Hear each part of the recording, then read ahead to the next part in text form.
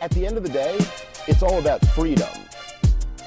A lot of people have made the point from the beginning of this election year that Ron Paul had a few million supporters, and he had passionate, hardcore, President Paul and the Fed, young people, passionate, we will work for you. He was breaking online record number. Try having an online poll in the Ron Paul 2008-2012 campaigns. You're going to get flooded. And try be one of the mainstream media channels that misrepresents him. You're going to get flooded. He was uniting libertarians, at least a large percentage of them.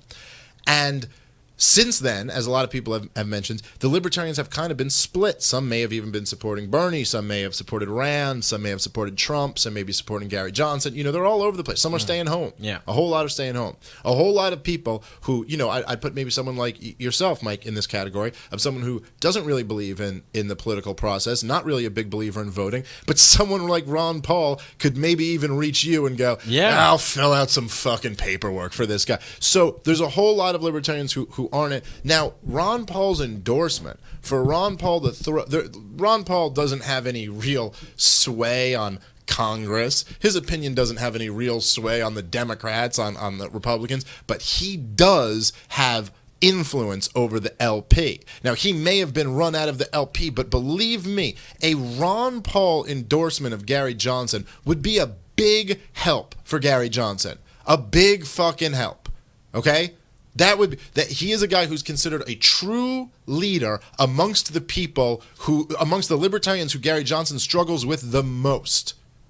So what Ron Paul did with this influence was to use it to tell the LP in no uncertain terms what they need to do to get him on board. And that's a beautiful thing to do.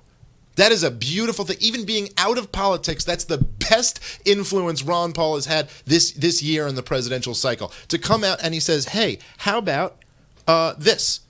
How about if you won't promote the non-aggression principle, you conveniently never mention the Federal Reserve, and you say you're going to do this with a partnership with someone who supported the war in Iraq, supported the Patriot Act, and endorsed Kasich at the beginning of the cycle. Yeah. No. And now endorses How about Hillary. that? No. Listen, Ron Paul comes out of the Rothbardian wing of libertarianism, and as I know Lou Rockwell says this, but it was a Murray Rothbard quote, that he came to the conclusion that this whole libertarian business was primarily about war and peace.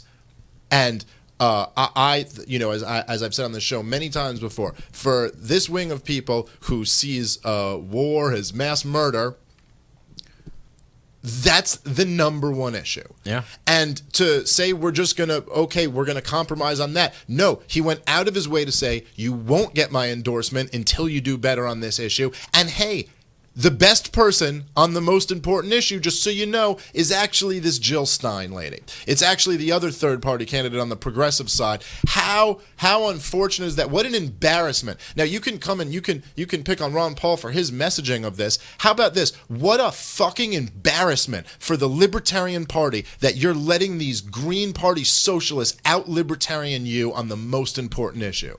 Shame on you. Wow, well said. Every one of